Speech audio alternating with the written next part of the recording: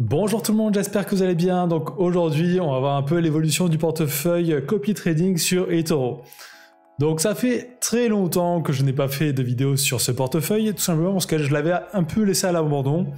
Donc la dernière vidéo, je crois, date de janvier. Donc on va voir ensemble un peu qu'est-ce qui est devenu ce portefeuille. Est-ce qu'il a continué à faire des profits? Est-ce qu'il a perdu de l'argent? Et est-ce qu'il est toujours identique à janvier? Donc c'est parti. Donc on va directement aller voir mes stats de compte. Donc je vous préviens direct, j'ai laissé le compte totalement à l'abandon. J'ai juste arrêté de copier des personnes un peu au fur et à mesure. Et je vais vous expliquer pourquoi. Donc là, je vais dans statistiques. Donc on peut voir, cette année, ça a été plutôt une catastrophe, moins 18%. Je vais vous expliquer pourquoi. Donc j'avais commencé en juin 2020. Juin 2020, j'avais vraiment voulu faire une stratégie. Je prenais vraiment aucun risque. Je copiais des personnes qui tradaient plutôt sur le long terme, qui prenaient très peu de risques. Donc j'avais fait quasiment du 6% la première année, du 4% la deuxième, mais c'était vraiment très peu risqué. Et justement, fin décembre, j'avais dit, je vais arrêter de copier ces personnes qui prennent très peu de risques et je vais prendre des personnes qui prennent beaucoup de risques. Et j'ai aussi investi dans les cryptos via un copy portfolio. Donc vraiment deux grosses erreurs. J'aurais dû rester vraiment sur mon portefeuille vraiment sécurisé comme j'avais fait au départ. Donc là forcément avec les crises, ça s'est pété la gueule. Des personnes que je copiais ont totalement fait n'importe quoi. Donc c'est justement là que l'on voit si les personnes sont bonnes ou pas. Et aussi j'ai pris des personnes qui avaient très peu d'historique. C'était dur de dire si en période de crise elles étaient bonnes ou pas. Alors qu'avant je prenais que des personnes qui avaient plusieurs années d'historique, comme ça je pouvais voir vraiment comment ils avaient réagi pendant les crises, alors que là ce n'était pas le cas. Donc quasiment tous les traders que je copiais sont partis dans le négatif. Donc au fur et à mesure, de temps en temps je me connectais une fois par mois peut-être, je regardais l'évolution et je supprimais vraiment les traders qui faisaient n'importe quoi. Et certains traders ont même carrément atteint mon stop loss. Donc hier j'ai supprimé les derniers, donc bon les derniers étaient plutôt pas mal encore, mais j'ai décidé de changer totalement, de repartir sur une bonne base. Donc on va voir mon portefeuille actuel. Donc j'ai quand même gardé une personne qui est dans le positif, donc celui-ci qui trade sur tous les devises. Ensuite, j'ai toujours gardé aussi mon portefeuille crypto, donc en copy portfolio. J'avais investi dedans en janvier, donc aussi très mauvais timing pour investir dans les cryptos, parce que c'est tombé directement après. Mais j'ai bon espoir que ça reparte à la hausse, donc je vais le garder encore, je vais voir ce que ça donne. Il y a quand même moins 20% dessus, ce qui est quand même assez important. Donc il y a 2-3 ans, j'avais commencé sur ce compte avec quasiment 2000 $. Donc 1991 $, je crois. Là, je suis à 1786 $. Donc j'ai quand même perdu pas mal d'argent. Alors j'ai perdu à peu près 10% de portefeuille. Alors, vu aussi que c'est un portefeuille en dollars, techniquement, je n'ai pas vraiment perdu. Vu que l'euro s'est pété la gueule comparé au dollar, mes dollars là valent à peu près la même somme qu'il y a 2 ans, donc en euros. Donc en vrai, je ne suis pas vraiment en perte grâce à ça. Donc c'est plutôt marrant, mais bon, c'est pas le sujet. Donc là justement, on va aller voir, je vais copier 6 nouveaux traders. Je vais mettre 200 $ par trader. Donc là, je peux voir, j'ai 1214 $, donc je vais mettre 200 $ par trader et un peu plus, 14 $ de plus. Donc on va aller voir un peu ces traders ensemble. Le premier trader que l'on va voir, c'est celui-ci. Donc on va aller voir directement ses stats. Donc pas beaucoup d'historique, ça peut être... mais c'est un historique en période de crise, donc je me dis, ça peut être plutôt pas mal. Donc 1 an d'historique sur la plateforme. Quasiment tous les mois dans le positif. Il prend très peu de risques, donc indicateur de risque de niveau 2. Donc on peut voir lui, il trade pas mal les indices, un peu les ETF et un peu les actions. Et il fait plutôt du court terme, donc il garde en moyenne les trades 2,5 semaines. Donc plutôt du court terme, avant j'étais sur plusieurs mois en général de rétention. Donc lui, je vais ajouter directement 200 $.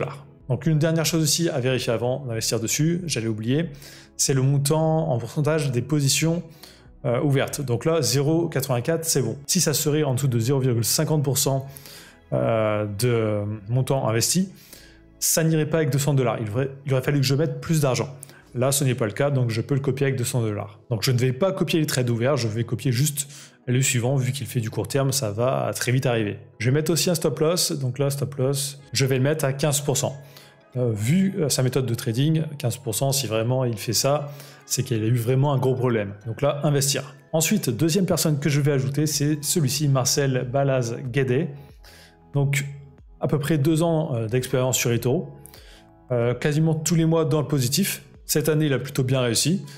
Donc, j'espère qu'il va continuer.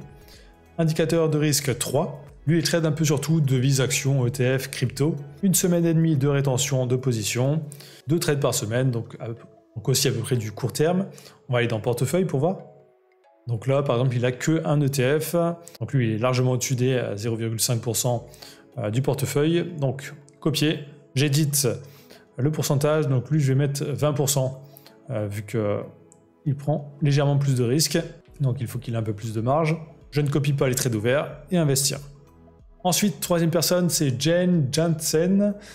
Donc lui, pas beaucoup d'historique depuis février. Donc je prends quand même un risque en le copiant. Donc lui, il trade sur tous les indices. Donc 7 trades par semaine, moyenne de rétention 2 jours. Donc du très court terme. Donc lui aussi, je vais mettre 200 $. Donc je vais vérifier son portefeuille avant. Donc ses positions sont à 4%, donc c'est bon avec 200 $. Donc lui, je vais mettre aussi 20% maximum en stop loss. Donc ici, 20. Donc investir. Ensuite, quatrième. Donc quatrième, c'est celui-ci, Buy One Day. Quasiment 2 ans d'historique sur la plateforme.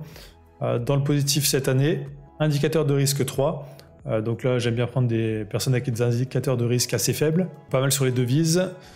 Donc ici, 3,5 semaines de rétention. Donc juste un peu du moyen terme. 4 trades par semaine. Portefeuille, alors je crois qu'il n'a rien actuellement. Ah si. Alors lui par contre, il a des montants investis là qui sont en dessous des 0,50%. Donc là, ça peut poser problème si je le copie avec 200 $. Ça ne va pas copier ses petites positions. Alors c'est des actions où il est carrément bien en perte. Donc je pense que ces derniers trades, c'est surtout sur les devises. Donc je vais peut-être tenter de le copier. Ça copiera peut-être que justement les devises et les cryptos. Donc lui, je vais mettre 15%. Investir. Ensuite, cinquième personne. Donc là, c'est Marcelo Nestola. Donc lui, à peu près 1 an d'expérience sur la plateforme.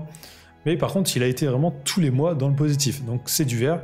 Bon, bien sûr, ce n'est pas des grosses sommes. C'est du 0,07, 3%, 0,5% en un mois. Enfin, vraiment, c'est pas énorme. Mais à la fin de l'année, ça peut faire quelque chose de plutôt pas mal. Et c'est le seul aussi niveau de risque 1. Donc c'est le niveau de risque le moins élevé sur la plateforme. Donc lui par contre c'est des actions et des devises.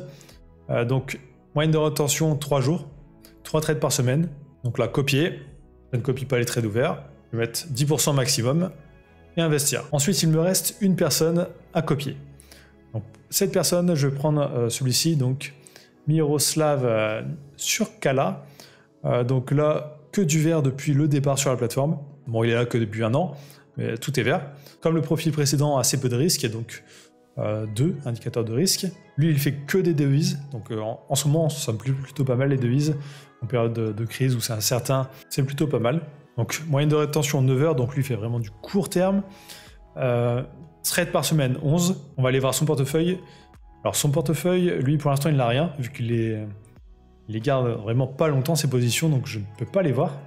Je peux voir son historique, mais je peux pas voir en pourcentage combien il a mis. Alors je vais le copier quand même, je ne connais pas son pourcentage d'allocation, donc je ne sais pas si ça va marcher, mais je verrai. Si je vois plus tard des positions vraiment trop petites pour mes 200 $, je changerai ça. Donc là je vais mettre le maximum que j'ai, donc moi c'était portefeuille, donc là il me reste 214 $, donc je vais tout mettre dessus, hein.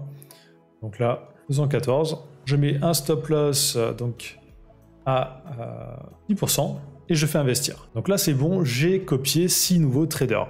Donc on va le voir au fil des mois, donc je vais essayer de faire une vidéo peut-être tous les mois pour vous présenter les résultats. Donc je vais essayer de refaire ça sérieusement, parce que j'avais laissé ça totalement à l'abandon, j'avais fait n'importe quoi depuis janvier. Donc bien sûr ce n'est pas mon portefeuille personnel, moi j'ai un autre compte où je fais mes investissements, celui-là c'était vraiment juste pour la chaîne, pour le copy trading, pour voir qu'est-ce que ça pouvait donner. Donc ce n'est pas un conseil en investissement, le but c'est vraiment d'être totalement transparent et de vous montrer toute l'évolution du portefeuille. Donc mon profil est toujours en public, donc vous pouvez le retrouver et retrouver les personnes que je copie. Donc vous avez le lien juste dans la description de cette vidéo. Donc, petit rappel aussi pour les personnes qui voudraient en savoir plus sur eToro, j'ai fait une formation qui est totalement gratuite sur eToro, où je vous montre vraiment toute la plateforme en détail pour que vous puissiez apprendre à vous servir de la plateforme. Je ne vous apprends pas le trading, mais je vous apprends vraiment à vous servir de la plateforme. C'est vraiment important de comprendre vraiment comment fonctionne vraiment une plateforme en profondeur avant d'investir, parce que sinon vous allez faire tout simplement des erreurs plutôt basiques. Donc ça, il y a le lien dans la description, c'est totalement gratuit. Donc si vous êtes arrivé jusqu'ici dans la vidéo, tapez eToro dans les commentaires, ça me permet de voir si les gens regardent bien jusqu'au bout les vidéos, et ça m'aide aussi énormément pour le référencement. Donc likez, commentez, abonnez-vous, et je vous dis à très bientôt pour une vidéo suivie de ce portefeuille.